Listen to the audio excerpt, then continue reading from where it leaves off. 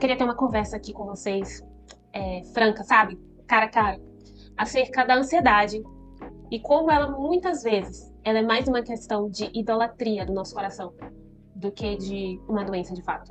Eu já lutei muito com a ansiedade, eu tive crises de ansiedade no passado, mas até hoje eu preciso vigiar a minha própria vida e os meus próprios pensamentos e motivações do meu coração para que eu não caia novamente nisso. E tenho ajudado muitas pessoas também que enfrentam essa luta diária e constante. Mas essa perspectiva da ansiedade, que é fruto de um coração idólatra, tem ajudado bastante a mim mesma, pessoalmente, a entender o meu próprio coração e como voltá-lo novamente para Deus. Seja bem-vindo a mais um vídeo desse canal. Me chamo Thaís e aqui nós falamos de crescimento espiritual, vida com Deus. E você é sempre bem-vindo para estar aqui, assistir esses vídeos, curtir, compartilhar com quem você acha que vai edificar a vida dele também.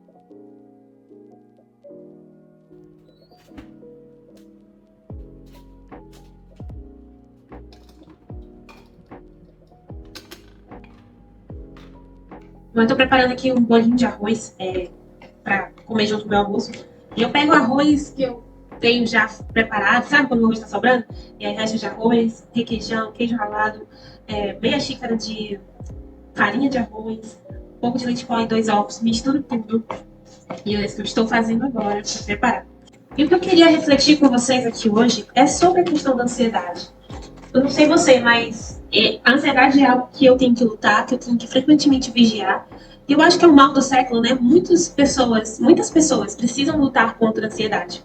Só que existe uma faceta da ansiedade que poucas pessoas falam e que ela é a causadora da maior parte dos nossos problemas de ansiedade, que é a idolatria. A idolatria do controle, a idolatria do eu. Tem uma frase de Agostinho que ele falou aí nos seus sermãos, que eu vou até ler aqui para vocês, ele diz assim: a ansiedade sobre o futuro é uma forma de orgulho, pois é acreditar que somos capazes de controlar o que ainda não aconteceu. E o que é o orgulho se não a idolatria do eu? Lá em 1 Samuel 15, se não me engano, no versículo 3, ele vai dizer que o orgulho é como um pecado de idolatria. E isso me lembrou muito um testemunho que eu estava ouvindo essa semana de uma mulher que ela se converteu, mas ela era do candomblé. Ela cresceu no candomblé e conhecia apenas aquilo. E ela fala nesse testemunho o quanto para ela era importante saber o futuro. Então, eles iam até o Pai de Santo para se consultar com Deus e saber qual era a vontade de Deus, então, o futuro. E tinha cartas, tarô, búzios também, é algo que ela fazia. E ela conta até que ela conseguia, assim, adivinhar o futuro por meio das entidades, dos seus ídolos, né? Mas algo que ela fala, que ela sentia falta e era como um vazio realmente, é que ela não tinha um Deus pessoal com o qual ela podia conversar, um Deus de amor realmente, sabe? Como um pai. E ela ficava intrigada por que só o Pai de Santo podia falar com Deus diretamente. Então ela começa nessa busca, enfim, eu não quero entrar nisso, porque esse não é o ponto que eu quero trazer para vocês.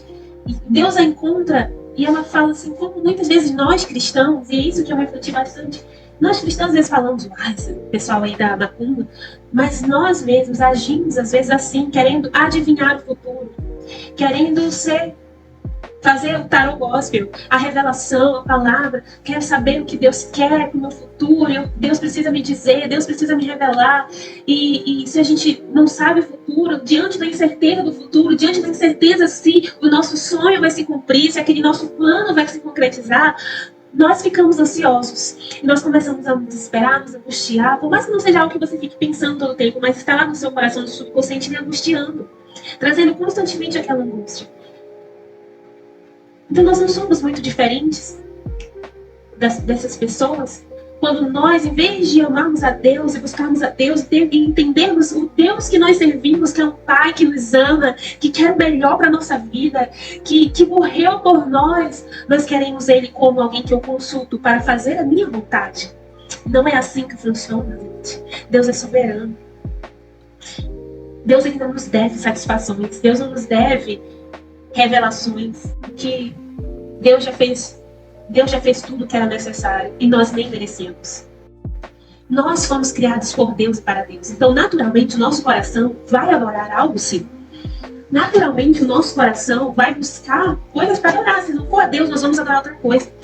Nós vamos Se nós não adorarmos unicamente a Deus e colocarmos nossa vida realmente, nossa felicidade, nossa alegria diante do altar de Deus, nós vamos colocar nossa vontade, nosso sonho, nosso planejamento de vida nesse lugar. Mas sabe onde vem a frustração? É porque nós não temos poder de controlar nada. Nós não conseguimos. A ansiedade, muitas vezes, mais do que um transtorno, é no fundo um coração idólatra, que em vez de confiar que Deus lhe ama e vai prover o que é necessário para você no futuro, o coração idólatra, ele se frustra, se desanima. Porque ele quer as coisas no seu tempo, da sua forma, ele quer controlar. E a gente não pode controlar tudo. Então vem a frustração, o desânimo, a ansiedade. Recentemente eu vivia assim, sabe, querendo controlar, frustrada porque eu não estava conseguindo prever os próximos anos, saber o que Deus queria para minha vida agora. E eu, poxa Deus, eu tô orando, tô pedindo, é tudo tão incerto, não consigo me planejar. E o Senhor falou muito isso comigo. E o Senhor tem falado isso comigo. Que eu estava vivendo uma idolatria. De querer colocar meu plano de vida no altar. Em vez de deixar nas mãos dele. Em vez de realmente me alegrar e entender que aquilo que Deus tem pra mim é infinitamente melhor do que eu mesmo planejei. Enquanto eu coloco isso aqui na airfryer, fazendo bolinhos assim com a colher, eu queria que você pensasse. Será que essa angústia que às vezes vem no seu coração, essa ansiedade, esse medo, também não tem sido uma vontade sua de controlar, de estar no controle da sua própria vida? Pense aí. Que coisas você tem tentado controlar a todo custo?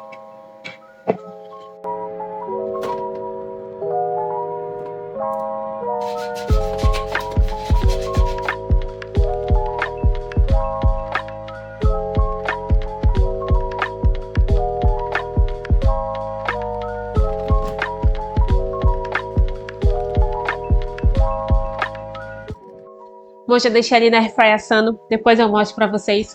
Mas eu queria ler com vocês um texto que resume muito bem tudo isso que a gente falou também.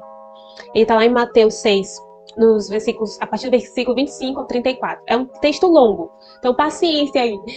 Mas é muito, muito importante a gente ir na palavra de Deus, né? Eu contextualizei algumas coisas, mas a Bíblia é que fala tudo isso. Bom, em Mateus 6, a partir do versículo 25, vai dizer assim. Vou ler na versão NVI.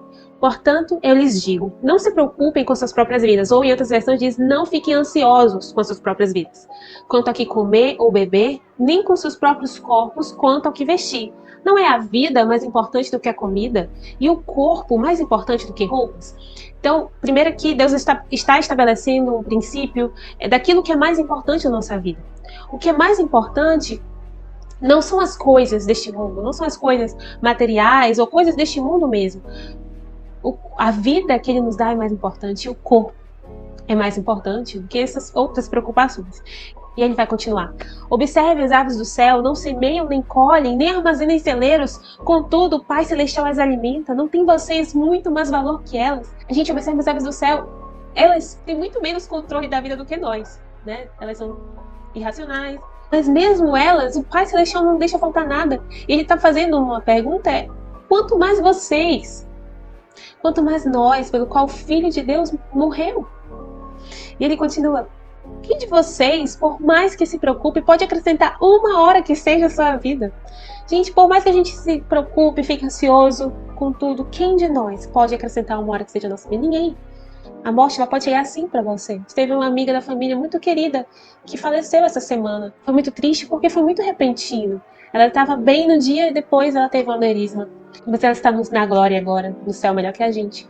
Mas é algo que se refletir. Nossa vida é passageira. Por que a gente fica se preocupando, né? E ele continua. Por que vocês se preocupam com roupas? Vejam como crescem os lírios do campo. Eles não trabalham nem tecem. Contudo, eles digam que nem Salomão, em todo o seu esplendor, vestiu-se como um deles. Se Deus veste assim a erva do campo, que hoje existe, amanhã lançada ao fogo, não vestirá mais a vocês, homens de pequena fé. Então por que a gente se preocupa com as coisas, com a faculdade, com o carro, com as coisas deste mundo? O Pai Celestial sabe do que a gente precisa. Portanto, não se preocupem dizendo o que vamos comer, o que vamos beber, o que vamos vestir. E aqui que entra o versículo-chave, diz, pois os pagãos é que correm atrás dessas coisas, mas o Pai Celestial sabe que vocês precisam delas. Então, aquilo que a gente falou ainda agora do testemunho da moça do candomblé, são os pagãos que correm atrás das coisas, são os pagãos que ficam se preocupando. Nós cristãos que já sabemos, escrito pela Bíblia, o final, nós já sabemos quem é o nosso Pai. o tamanho do amor de Deus por nós não deveríamos, não podemos estar nos preocupando assim. E ele vai dizer, então, um remédio para isso. Busquem, pois, em primeiro lugar o reino de Deus e a sua justiça. E todas essas coisas lhes serão acrescentadas. Portanto, não se preocupem com o amanhã, pois o amanhã se preocupará consigo mesmo. Basta a cada dia o seu próprio mal. E acho lindo como Jesus finaliza essa parte, porque a nossa solução é nós nos rendermos a Deus, é nós buscarmos a Deus de todo o coração e irmos em oração. Tem uma frase que o Spurgeon diz em um dos seus sermões, que ele diz assim: a ansiedade é um fogo que consome, mas a oração é a água que apaga.